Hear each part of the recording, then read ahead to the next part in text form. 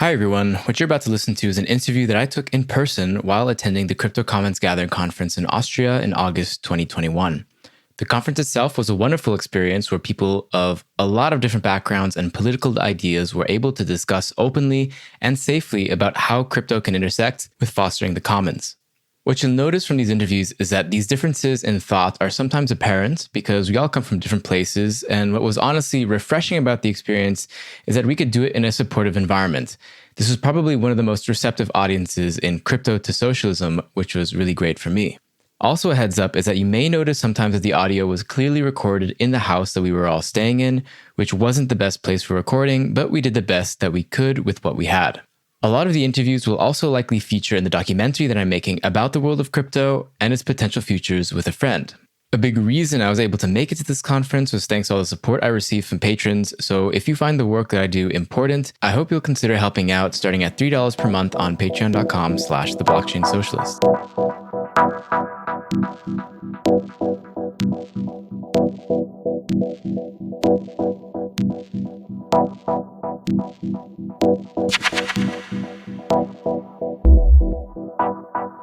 So maybe as just a start, I know we had, of course, in the beginning of everyone had these introductions, but for the podcast and to introduce yourself to this audience, maybe you can give a bit of your history and how you ended up in the crypto space. Okay.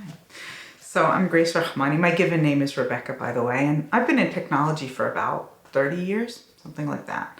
And I've worked in the area of some more the business side, marketing side, some operations, things like that. And I've been a person the whole time, which means sometimes I hear people identify themselves as activists, and I think most people are activists in some realm. So when my kids were in school, I was on the parents' committee. I was involved in the municipality in one of the local parties that got elected to the municipal government. I've been involved in the peace movement. I'm Israeli. So on the one hand, I've been a technologist, and on the other hand, I've been just a normal activist. I care about my environment, and depending on my stage in life, that might be just the local school, but it might be, I live in the Middle East, the peace movement is a little bit critical to my long-term future. And so, and I like to think about activism that way, like it's something all of us do. And in fact, art is that way as well. Anyway, about 11 or 12 years ago, there was this thing called the Arab Spring. And as an Israeli, this was great. It's like, oh, yay, let's overthrow the dictatorships. This is a smart idea. But at that moment, I also realized I have nothing to recommend you instead of your dictatorship. It's not like parliamentary democracy is looking great. It's not that representative democracy is looking great. And if you're an Arab and you're looking at, the American system, that's not going to be the one you're going to adopt. So I thought we really need a new blueprint for democracy. What would that even be? And what does it even mean to have a government? What is governance? What is this process, and what should be governed and what shouldn't? And some things are sort of obviously have to be governed. You need a police force and a fire brigade. On what level, how it's scaled, does that have to be done? And some things are really weird, like marriage. Like, why should that be something the government decides? Who and what can be legally, whatever. Obviously, children need to be protected. But so what is this thing? And I started forming this ideas around something called Voice of Humanity, and we wrote some documents up, and blockchain was evolving at the same time. And maybe about 8 or 9 years after I'd evolved this, a friend of mine said, you should do an ICO. And I said, what's an ICO? And he told me what an ICO was. He's like, you write a white paper and then you raise $30 million. I'm like, well, that sounds improbable, but it turned out to be the truth. Yeah.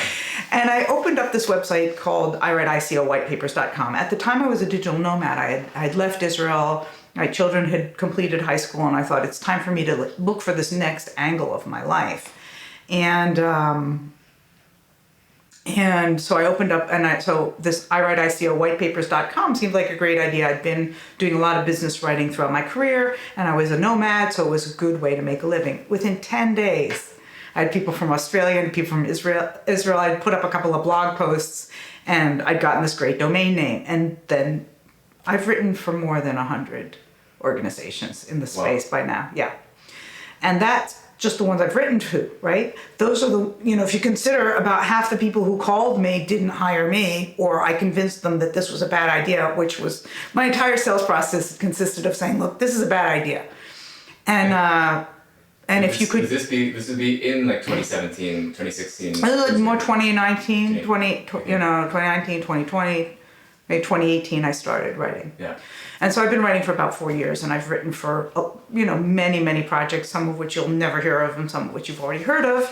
And so I really got a lot of insight into what tokens do, what tokens don't do. And I got involved in DAO. I was part of the Genesis DAO, the DAO Stack Genesis DAO. And I actually, hands-on used a DAO. And the concept of DAO was really interesting to me. And more the soft side than the, voting side and the technical side.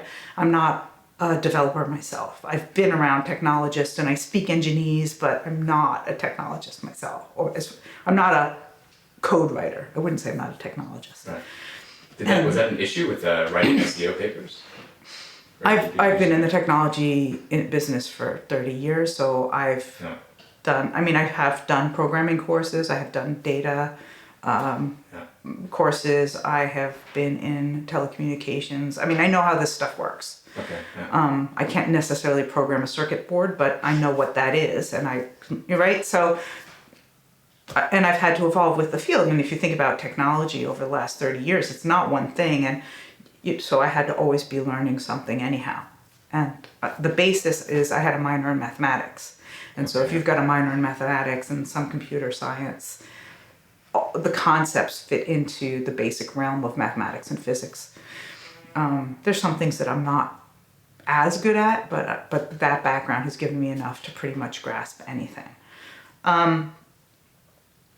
So I got very interested in this area of DAO and governance before we had the word DAO. And so here I am in this technology space, which really fits with my experience, right? I understand technology, I understand bits and bytes, I understand, I understand this idea of democracy. So I'm coming with this kind of different sides, different angles. Yeah.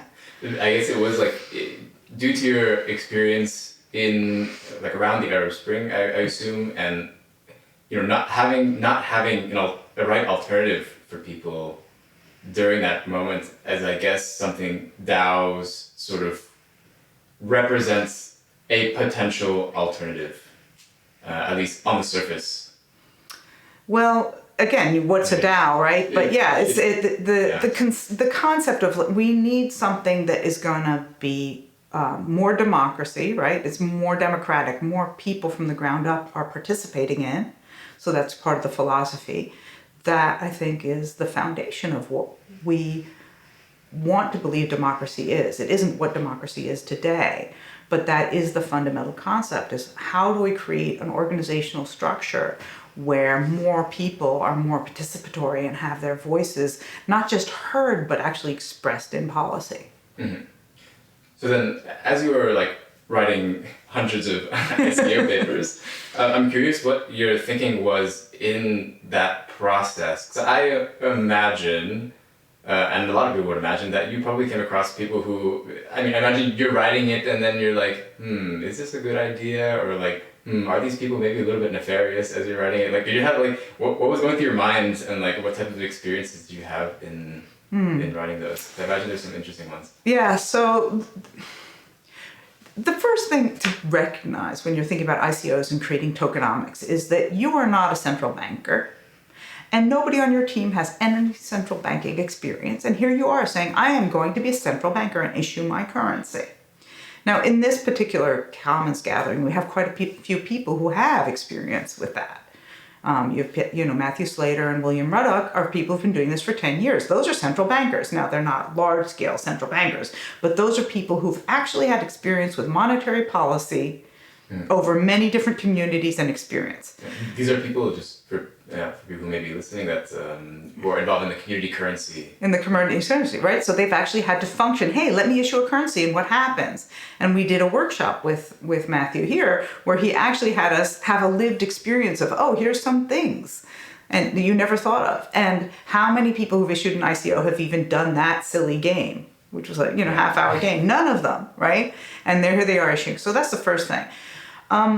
And one of the really interesting things that is the way it is that a lot of the tokenomics has been developed by lawyers, because this is what's legal or not legal. And lawyers are very smart people who know no math.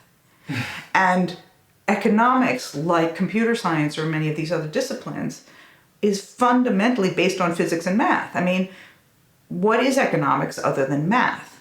And if you do the math, most of these tokenomics systems don't work. And so that's sort of one of my things is like, okay, why do you even have a token? And I'm very open about that. And so most of the white papers don't really, I mean, most of the tokens aren't going to succeed, which isn't saying much, right? I mean, I've worked in the technology field and 95% of those don't succeed and 90% of regular businesses don't succeed. So what I'm saying, like 98% won't succeed. I mean, it's like, that's not a big difference from where I've been in the past. Mm-hmm. The other thing is like how to think about money, right? So sometimes some things are really scammy and there's some things I won't touch and haven't touched. And it's like, yeah, I won't touch that field. Some fields I won't touch generally. Like I won't touch the gambling field. And not because I think there's anything wrong with gambling, just because it's really no fun and I never learn anything. And those people aren't particularly fun to work with. And the other one is anything having to do with the beauty industry. I won't touch that. And because of the persecution basically of women. And so there's certain fields I won't work with, but the same thing went with crypto. There's certain types of coins that I won't write for, and there's certain ones I will write for, but it mostly depends on the founders. And I just get really straight with them and I say, look, this coin, you can float this coin. It's a little bit of a Ponzi scheme, or you're going to probably be able to raise money for this and this and this, but probably your tokenomics don't work and you probably won't succeed, but you probably will be able to raise the money. And then when you go to your investors, you're going to have to tell them this story about why the value crashed, right? Mm-hmm. And if they're okay with that, I'm okay with that. It's not like money is now in the right hands of the people who deserve it. And so if you've come up with some scam and you know you're doing a scam and you're willing to have a straight conversation with me about it, like, yeah, we know this might not work or probably won't work, and this is our plan for getting out and whatever, I can work with that. We know that our tokenomics don't quite make sense, but we're going to try and fudge it and maybe it'll work. Then we can have an honest conversation. But I can't really work with people who lie to me. Or lie to themselves. Lying to me is, I can't work with. But lying to yourself about how great this is, I have a lot of trouble. And also those people tend to not actually finish their white paper. Because this screening process, like I said, my screening process was telling people that this isn't going to work. And first of all, that makes people, if you're like not desperate, people want you more. Especially because of the particular genders of the people in question. But the other thing is that if you can't take that criticism and if you're not really willing to like deal with a lot of difficulty, you can't be a founder. And so what would happen with anybody who kind of didn't pass that test is they would either not have a lawyer, or when they got to a lawyer, they would realize it wasn't working, or they would, have to come up against some regulatory problem or opening a bank account and they would come across some difficulty about halfway through the white paper and not finish it. And I would say about at least a third of the white papers I started never got finished. Another third never made it to any kind of like beyond the pieces of paper. Wow. And a third they attempted to really raise money. And it was unpredictable. I mean, some of the best people didn't manage to raise money. It was really interesting. Do you think it was because of the tokenomics or probably some other factor? It varied. Sometimes I knew why, sometimes I didn't know why. A lot of them did get private placements. No, I don't think it's because of the tokenomics. I think it was because of the economics of that particular moment and what people thought they could do. And sometimes it had to do with a particular environment. One of the best projects I had was in the area of carbon credits, and it was a foundation of people who'd been in the carbon credit market and in the actual reforestation thing for 10, 20 years. People who really knew this inside and out, and the way that they were approaching it was incredibly brilliant. But they just couldn't, there just wasn't money in it because of mostly politics in that case. How does a carbon credit become a carbon credit?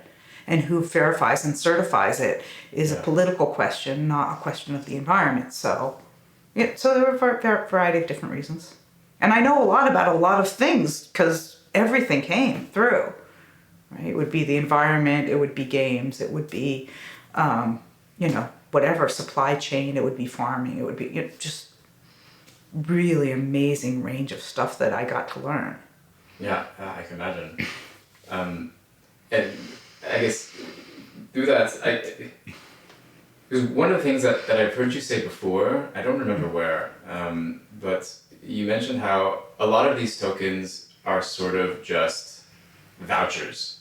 Mm-hmm. And what ends up 90% of the time is that they're actually not as innovative as they think they are, and it's largely just a token that's basically, I guess just sort of like a poker chip that you have within this environment, but the ultimate purpose is so that you have like more money, or for some transition into the financial world, the traditional financial world.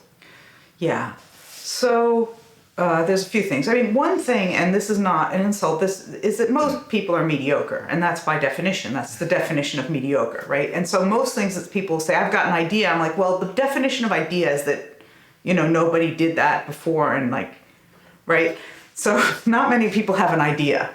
And I'm including myself in that category, right? And if you come here even, these are people who are really on the edge of doing things that are not traditional. And very few of the things you see here are actually ideas. They're like, oh, I've never seen that before.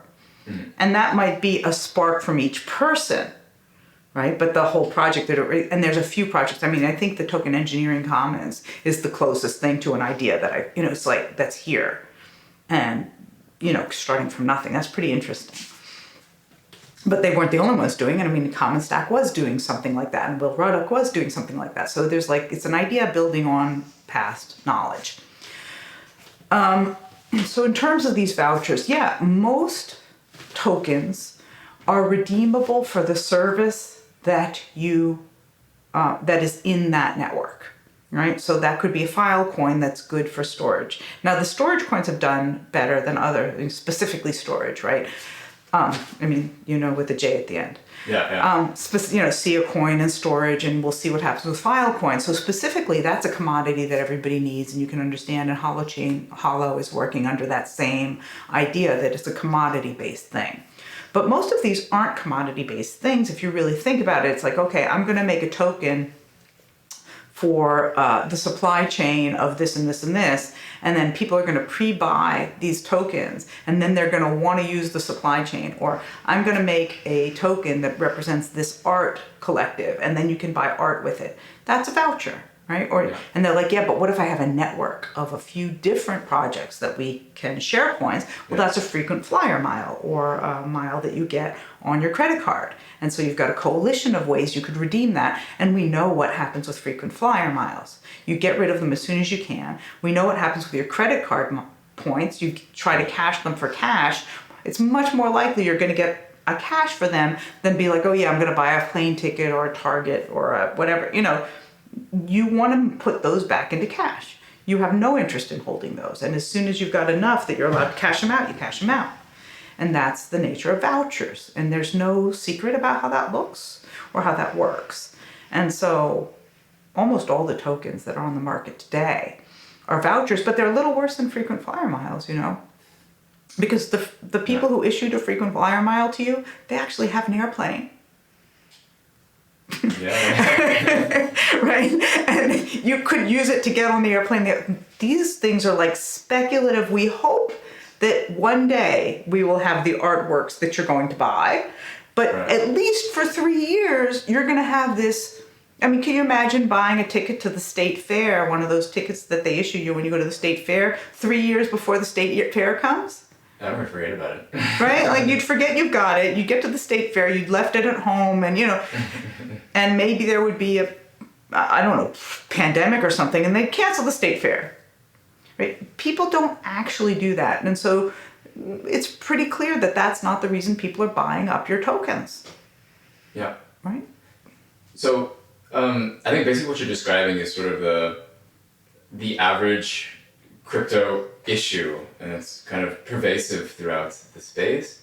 But I think the reason that we're having this Crypto Commons gathering is because we're trying to find an alternative to that. So maybe I want to talk about sort of the differences that you see between maybe this pervasive issues in the crypto space and maybe the issues that we're having here and the differences that are here. But maybe first, I think a good question to ask would be like, what are the crypto commons to you? Felix and Julio putting together a really awesome group of people. That's what it is. Okay. I don't like these philosophical answers about, the group. Here we are together, and about a third of us already knew each other, I would say. And we're really glad to be together. I don't take for granted anymore that you can get together with people. I think they've also done a great job of putting together 50 people. I think it's a good number, right? That's kind of like, just kind of a limit to how many people in a gathering I'll probably ever go to again. So this is great. Yeah. And I think that's the other thing is that when we start to think about scaling, what does scaling look like? A big conference, that's going to be online. Okay. So, or maybe it's, 5 different venues of 50 people and then an online collaboration. And you can start to think about new creative ways. One of the things that when you talk about the crypto commons or this gathering, and I think in general, is very hard for people to unthink about money. And so I've led 8, I think, workshops where it's basically a trail to try and get people to unthink some of the things that we've been brainwashed to think about money and what money is and what money does. And you'll hear people say things like, people have always used money, which is, of course, absolutely ridiculous historically. People haven't always used money, and it's only in our recent history that humans have used money. And debt-based money has only been used for a very short amount of time in human history. And so this idea that people always transacted is just a myth. It's not the case. And in fact, most of our interactions aren't transactional. This interaction isn't transactional. I mean, you're not paying me for my time, and I'm not paying you for the promotion. So what the heck is going on here? I mean, aren't we going to exchange some little bits of something, I'll give you some coins afterwards if you want. All right, yeah, I'll give you some seeds, you give me some circles, it'll be all good, right? And it's just most of our transactions throughout the day or interactions are not transactional in nature. Right. And they can't be. We would not have a life as a human that way, right? Anything humane is kind of not transactional. Mm-hmm. And so unthinking that the market is the only way to do things, right? That it's only the market that creates efficiency, and that it's been proven as the best way. And the other thing is what's proven is the best way, right? So when we started talking about democracy, and people will quote Churchill as saying, democracy is the worst system except for all the rest. But nobody says my iPhone is the best except for all the rest, because next year there's going to be a better one. And so these are just technological developments. Money is a technological development, and it's outdated. It's transactional money and marketplace dynamics are outdated. And so this kind of, there's communism, and then there's socialism, and there's capitalism. That's new. That's only a couple hundred years ago old that we even had those words. And those are technologies that are now outdated. And the question is, what's next? But there's a lot of unbrainwashing that we need to do in order to even think about what's next. So when I look at most of the projects here, they aren't really going into the realm of what's next beyond marketplaces. And even Token Engineering Commons, which I would say is a little bit further along than others in thinking about incentivization, isn't quite in the realm of what's, they're not quite there in the realm of what's next other than marketplace dynamics and individualistic game theory, right? Most of the game theory we hear about, and certainly in the crypto area, is all about what would I do in my own self-interest. Yeah, it's based on like the prisoner's dilemma, the variation game. But people don't operate that way. Yeah. Now, young men operate that way more than other demographic groups.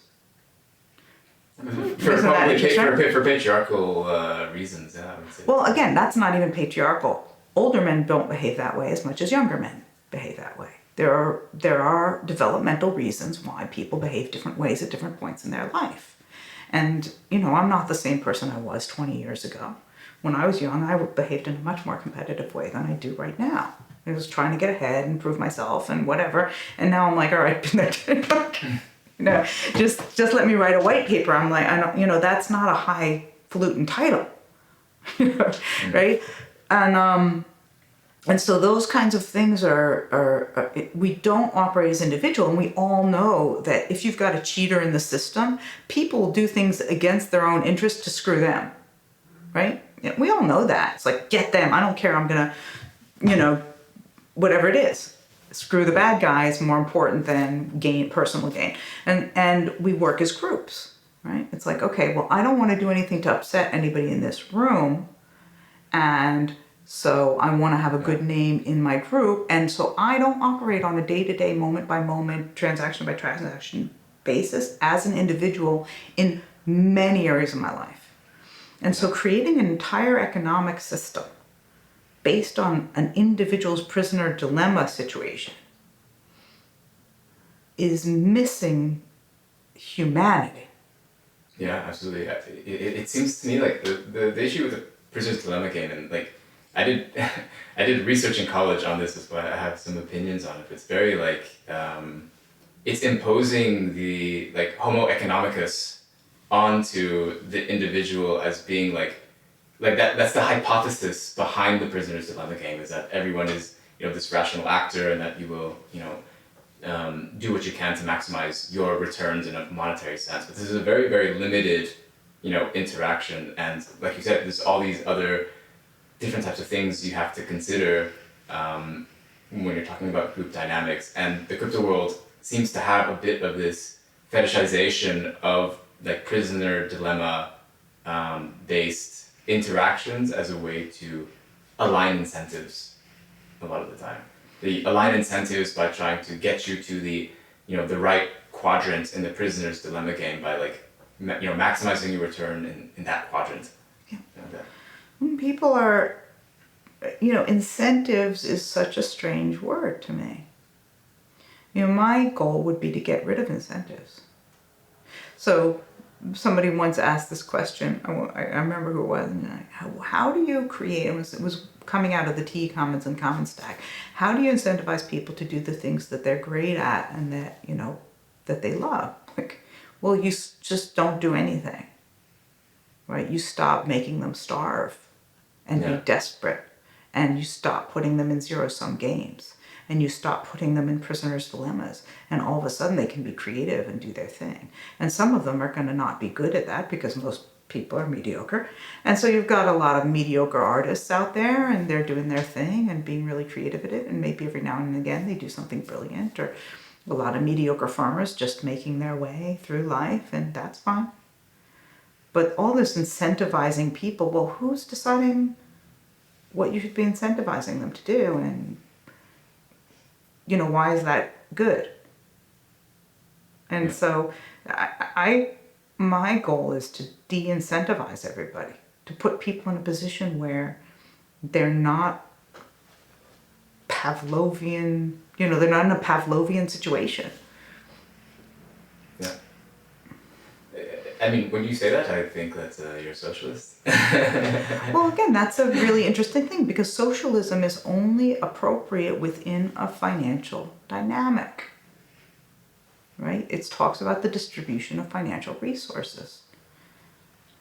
I would say, my opinion is that it talks about the ownership of the means of production. Yeah. That's what I always go back to. Right, so this is an ownership issue. Now, ownership is interesting, right? And then you're like means of production, right? Okay, well, I own my womb. That's the means of production that's most salient for human beings, and you can't take that from me. Yeah. It may be less functional at this point in my life, but it's like, that's the means of production. And that's really interesting, isn't it? Because none of the means of reproduction, I guess. Right, but again, what is this means of production of which you speak? It's not what I'm thinking. And So much of this thought is masculine thought. I mean, it's kind of a weird thing to say, but what is freaking production if it's not making another human being and bringing them up to be a decent human being? And nobody can take that away from a parent, the ability to make your child a decent human being. This is and a productive human being and a human being that brings good into the world. That is the means of production that is primary to the human race, producing human race people. And that means of production is in our hands, and this redefining. Of course, socialism doesn't, or capitalism doesn't refer to that. And so that's why I think these are interesting constructs, but they do generally speak to ownership and money. Yeah. And they don't talk about the realm of human experience. Yeah. There's a book called, that Friedrich Engels wrote. It's called The Origins of Private Property, The Origins of the Family, Private Property, and the State. And in that one, he talks about how the first exploitation in humans was like man over woman. Sort of like the first one over, and then people will say, of course, it's man over nature, but one of the things he talks about is man over woman, and how women are not, like the care work is not something that is like accounted for within the economy a lot of the times. Yeah. So men will always dominate women in physical realms. That's biologically determined. And it's not, you can't change that. And I think of the Hunger Games as a wonderful rendition of what happens when you have a woman who is so good at killing people, right? You get mental illness, and you get mental illness in men if you kill people, right? Killing people is something causes you to be mentally ill. And you often can't do it unless you are mentally ill. But anyway, that's a whole different story. I wouldn't disagree with this exploitation of women, right? There's no disagreement about that. And creating a value system that is a masculine value system, which causes this exploitation of women. And I don't think there's an intentionality around that, and that wasn't predetermined, and some of it had to do with, again, the definition of means of production, but also monetization, right? You cannot monetize people's wombs without being like weirding out that whole structure, right? Absolutely. You can't monetize a mother's love or a father's love. You can't monetize any of the family or relationship types of things that people do without emptying them of value, right? If you start to, and you see things that are tragic like this. You could buy cuddle buddies in New York City, right? Like this thing came into you could pay for somebody to cuddle you because that's how, that's horrifying, isn't it? That somebody would not have a friend to hug them and hold their hand. Of people. Right, and that's what happens when you say that monetary value is the primary value with which we determine our society, and let's increase GDP. And in order to increase GDP, what we're gonna do is we're gonna put children in a place, and then after that place, their moms won't be home, so we're going to pay somebody to take care of those children after that school place. And then in the meanwhile, we're going to take the grandmothers who used to take care of the children, and we're going to put them in a place. And now we get money from each one of those things, and we get money from putting the grandmothers in the place, and money from putting the children in place. Well, we've really increased GDP a lot.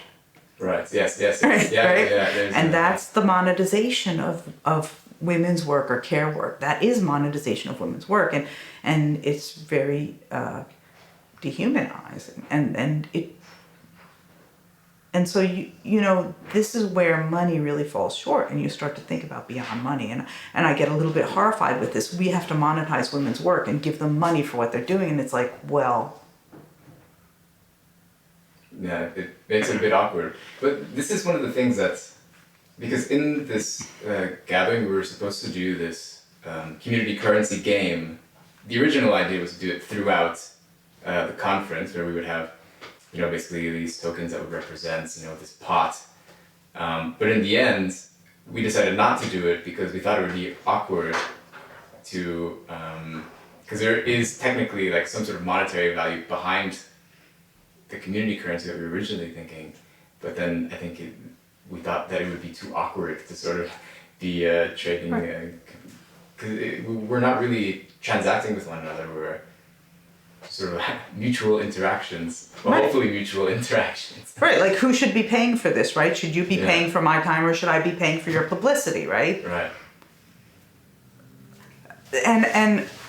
And we all know that. You don't tip your mom at the end of the meal because it was good. Yeah. But I guess this sort of gets at, I think, why a lot of people have reservations about cryptocurrencies, that it feels like it's a group of people just trying to put more of our, like financialize more of our lives. We can tokenize this, we can tokenize that, and, then we will be able to, improve the conditions of poor people in the third world, for example. And it's this, like, in my opinion, this neoliberal theory about trying to turn everything into a type of like private property that you can then, get a loan out of or something like that, turning everything into capital in a way. Yeah, I wouldn't disagree with that. And this like 10 types of capital, or 8 types of capital, and you hear these people and whatever. And it's like,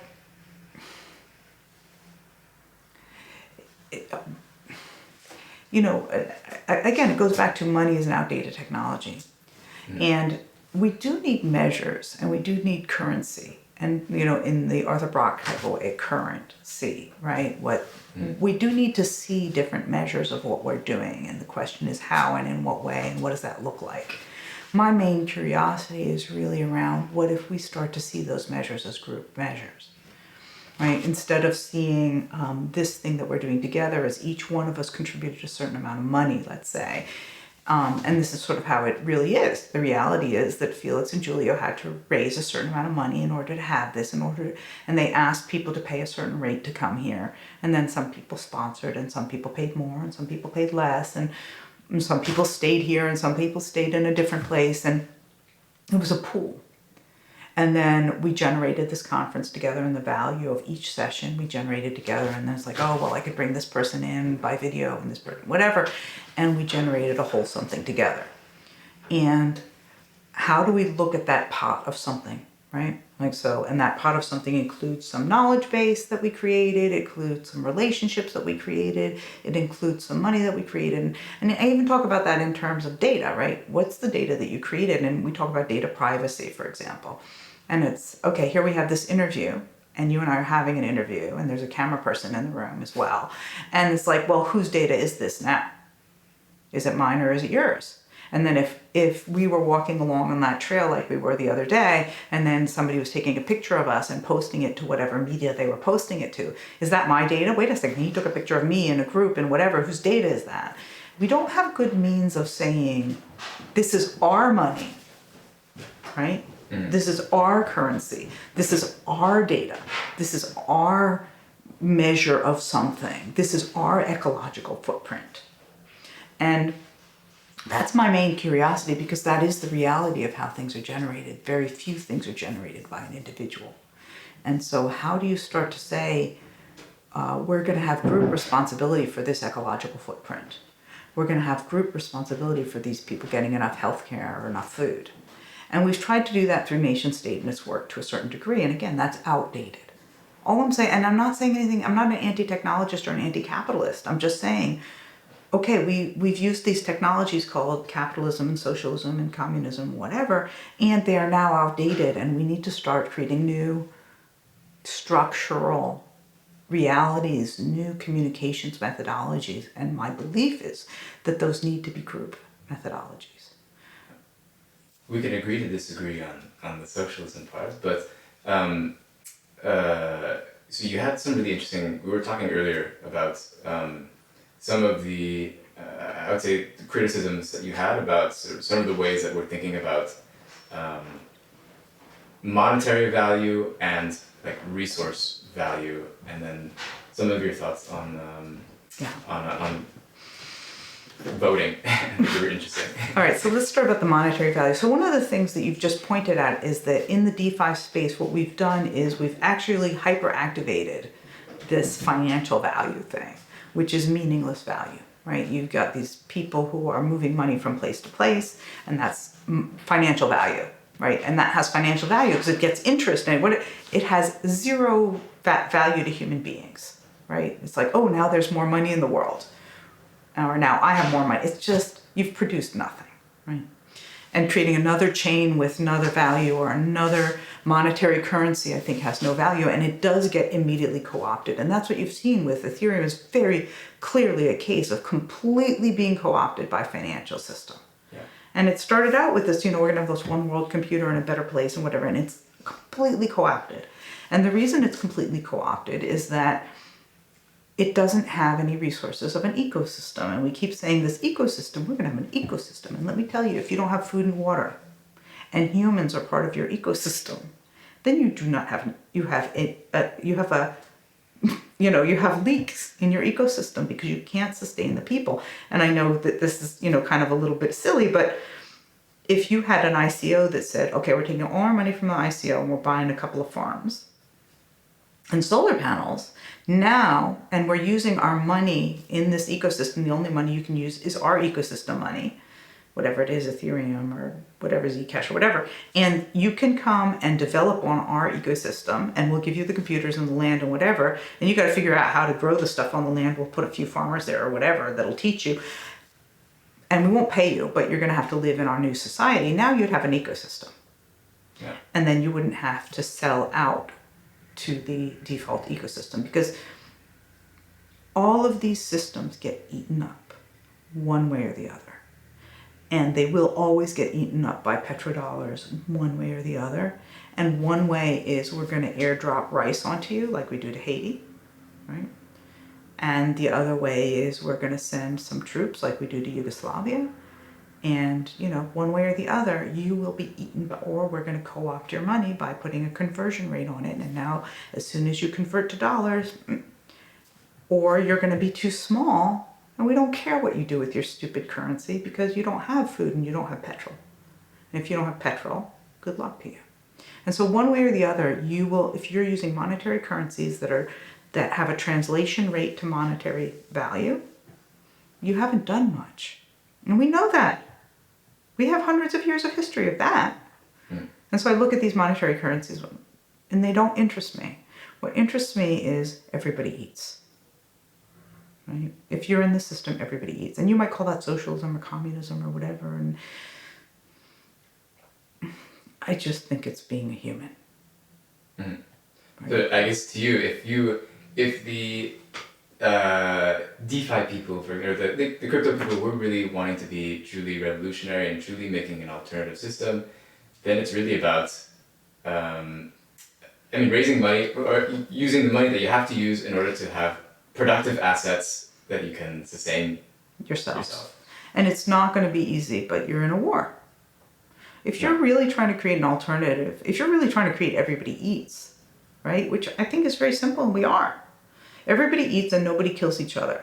That would be good, right? Most humans are like, yeah, let's not kill other humans and let's make sure everybody eats. And again, I don't think that's a radical thing to say. I think it's just human. And so if you're in that pile of people, you have to start thinking from the ground up, what are the resources we need? And there are a lot of unused resources, and we're going in this direction of larger and larger disconnect between financial resources and physical resources. Yeah. Right? Financial capital and actual reality. And you can see it everywhere. You can see it with, what?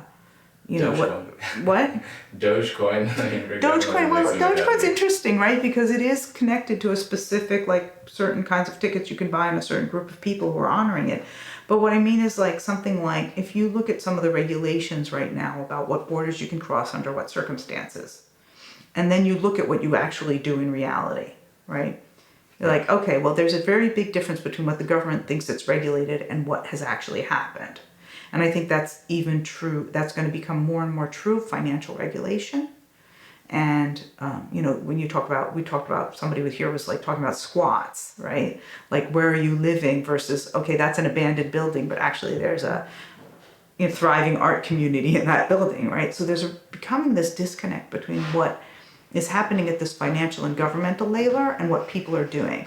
And so the question is, how do we capture this, what people are doing, and bring that into ecosystem, right? Bring that into I'm calling it an underground, but what's an underground, right? Like the partisan movement or the, the Underground Railroad. What's the Underground Railroad? It's safe houses. It's if you know that if you're in this group, they're going to make sure you eat. And maybe you have obligations to that group. But what would that look like to be in the everybody takes care of everybody group? And how do those resources and those kinds of resource allocations look different? Money is very blunt. It communicates you're trying to communicate too many things in one instrument. But if you had just a measure of meals a day, right? How many people in my group had a meal today? And everybody saw that. Here's your country, here's your city, here's your, right? If everybody had a dashboard instead of their bank account, meals a day, this is how many people didn't have meals today. You'd have a distribution of resources that would look very, very different. Yeah.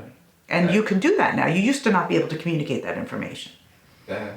Well, it's something that, I look at statistics about the U.S., for example, being the wealthiest country in the world, and still, such high rates of childhood poverty is mind-boggling, of course. It is, yeah. And that's a country, things are cyclical, right? So that's a country that's on the decline. Yeah. I feel, my impression is that there's been a disconnect from like the financial world and the real world for a long time. We just see this through different financial bubbles and real estate markets and various other types of things. And so I think it's, a lot of people are realizing this, and like they're trying to find a way to, it's like we're in a tough situation where these prices that affect our material needs are based on these like narratives going on that don't actually reflect reality or like reflect any sort of rational system. Yes, that is accurate. And I think the more that we can, my assertion is that the more that as an individual and as a group, you can stop saying we need money too, right? And start saying, how do we do this without money? What do we need? And how do we do it without money? And I think that the more you can do that, the more resourcefulness you can bring, the more you can create a reality you want. Now there's some sacrifice, but it is this thing where, it's like this Buddhist picture of like this, there's this drying up pool of water and the fish are all fighting each other, who's going to stay in the pool of water. And like, how do you just get out of the pool? And to me, getting out of the pool means saying, how do we do this without money? How do we do this without money? How do we create a system that isn't based on resources? And some of that it's very interesting because you say things like, well, how are we going to have a cell phone? But if we took all the electronics in our neighborhood that have been thrown out and put them together, we could have all the things we needed. We'd need some knowledge, we need some whatever, but there's so much. And I think that there will be a generation of that, right? Of people saying, okay, we're off the grid, but we're not off the grid, and we have our own cell phones and our own networks, and we have some 3D printers, and we're recycling things in ways that wouldn't have normally been done because we're trying to manage without money, because we don't have money. I think that, we're in this place of, where are you on the scale of which pond is drier? Right? Is it that one where I'm scavenging and growing my own garden? Or is it that one where I'm still trying to make money? And I think that answer is different for different societies, different people. But we're all somewhere in that transition of like, I'm going to die in one of these systems. And how soon am I going to die in each one? And how do I move from one to the other? And I think that we're not doing enough as a community, in this community, of thinking about how do we migrate people out of this desperate situation they're in. And part of that's because none of us are desperate, almost by definition, because of the way this community is. Yeah. I would like to also, because we had an interesting conversation about voting. Because that's a big topic in the crypto world in terms of, governance in general. Where I guess the go-to that people go to is for basically allowing people to vote on Yeah. proposals or something, or for XYZ. And we have these quadratic and conviction voting. There's new mechanisms that are supposed to open up the space a bit Yeah. for democratic input. But you had some Yeah. interesting insights. Well, the first thing is, just colloquially, when you say let's vote on it, what does that mean, right? That means the conversation is over. Let's vote on it. And it means I probably think I have a majority, or I don't really care. So I want to vote on something. I will, by definition, want to vote on something if I think I can win, or if I don't care very much about it. And it also means you're going to lose. Some people are going to lose. Now, that automatically creates a divisive system of me against you. It creates the end of creativity. Let's stop talking about it. And it's very blunt. The other thing is everything leading up to the vote. Now, if quadratic voting or conviction voting or whatever voting, it doesn't matter what kind of voting it is, what it's going to indicate is, of the proposals that are here, right, which one is there a preference for? Now, what proposals are here is a very interesting question, and how did they get here? And that's why voting is very meaningless in today's world. That's why every single country has the same head of state. You could just switch them around for one another. You go down to vote in your local ballot, and you look at the ballot and you're like, this is the best 2 people in my entire country. This is it, right? If the process by which someone gets to a ballot is bad, it does not matter that you have the vote. And so I think that none of these systems have solved for how does a proposal get there? How do you get the best proposal on the table? How do you get a proposal on the table that almost nobody disagrees with? It's a very good question. And also under what circumstances, and it really depends. And the reason that crypto hasn't solved that is because they don't have to. The only thing that most of these projects are deciding around is where to move the money to, and maybe what the interest rates should be, and a little bit about what the code should be. Should it be, 8 blocks or 16 blocks, which how many people care about this? Mm-hmm. And so since you're not deciding on should somebody die because their race is the minority race in our region, then, it's okay, well, voting is cool. But if you have a decision like how do we make a peace process so the minimum number of people die, or whether we should build a hydroelectric dam or wind towers or, nuclear plant, well, now we're talking about some significant, interesting issues. Or maybe we should just reduce our energy use, right? And if you think about this hydroelectric plant thing, you can see, wow, there really are a lot of things on the table that could be done instead of having another electricity thing. It's well, maybe we shouldn't have street lights, and then we won't need any more power in our country. And if we turn the street lights off at night, okay, well, now there's a crime problem. Okay, well, but it starts to get to be this higher resolution, higher quality questions that you can ask. And voting doesn't say anything about what is the quality of the question you asked before you got to the proposal, right? So the proposal is also a question of the quality of the question you asked. And so all of these things are extremely shallow. We're going to vote on it. And again, I would say very competitive. And we do have this kind of assumption in the Western world that competition is good. And competition is a part of the human experience, and collaboration is a part of the human experience. And where do you want competition? Well, I really want competition in my sports.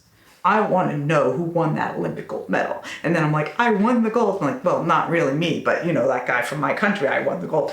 This is very healthy competition, right? In areas where you really want to have that kind of who's the best, and how do we, reward people who are amazingly brilliant inventors and have breakthrough ideas. There's where competition is useful. But there's places where collaboration is useful, and most of the areas that humans need to decide upon, what kind of educational system should we have for our children? What kind of electricity should we have for our country? What should the policy be about logging, and where should the vaccines go, and to what country should they go first, and should there even be a patent on them? These aren't yes-no decisions that should be voted on by a majority. These are decisions that if we bring a lot of people together, like, oh, you know what, I've got an idea about the vaccines, why don't we try this? And how about if we, whatever it is. And so voting becomes this very, and I think it's nefarious. I think it's nefarious that we've been taught that democracy is voting. Yeah. I totally agree. I guess my perspective, obviously from a socialist one, is that like we live under like a dictatorship of the bourgeoisie. You know, I would say is that sort of all of the assumptions and like the prevailing force is usually in the interest of like a particular class of people.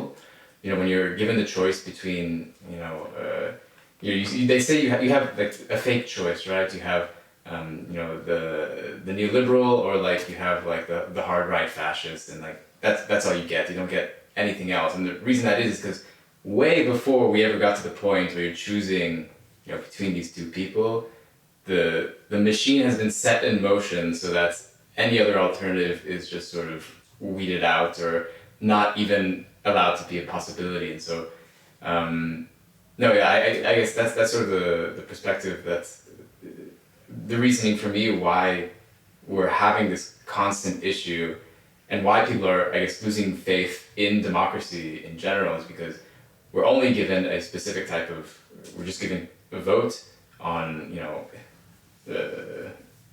a horrible choice and a potentially maybe slightly more horrible choice.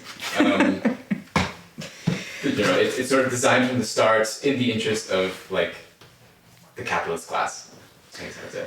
Well, I would say that that's one way of looking at it, but I think that that's a way of looking at it that is why I'm in here, right?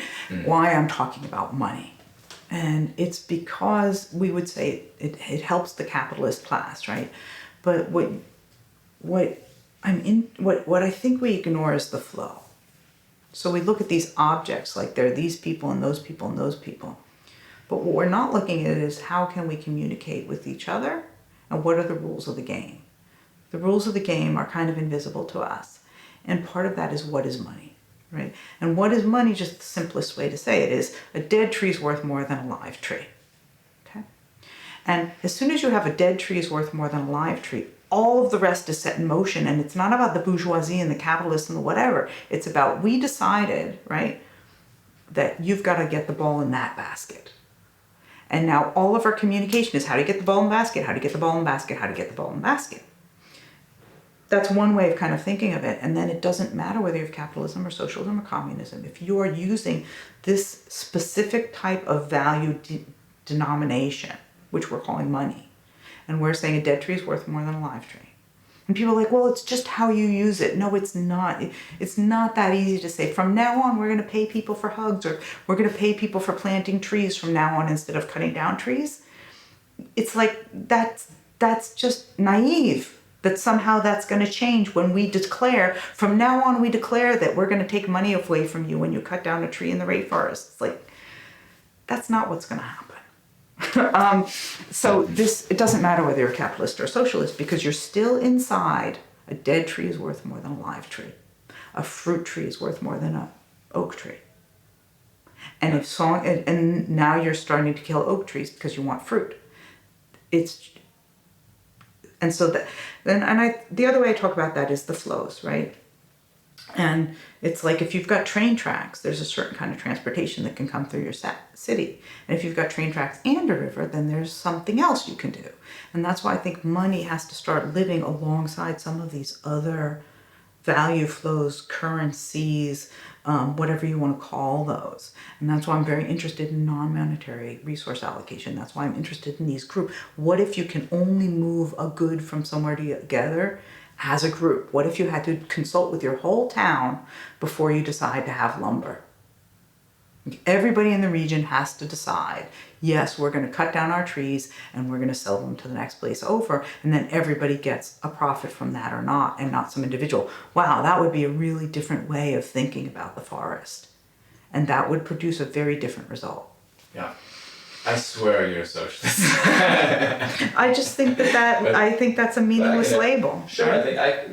I think that's fine. We'll have more discussions throughout the conference and elsewhere. I'm sure we will.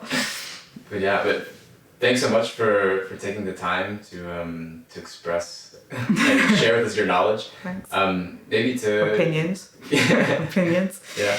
Strongly held beliefs. Sure, yeah, but maybe just to finish off, you can share with people who where they can keep up with you and your work. So you can look for me at DAOleadership.com. Voiceofhumanity.one is my most salient project right now.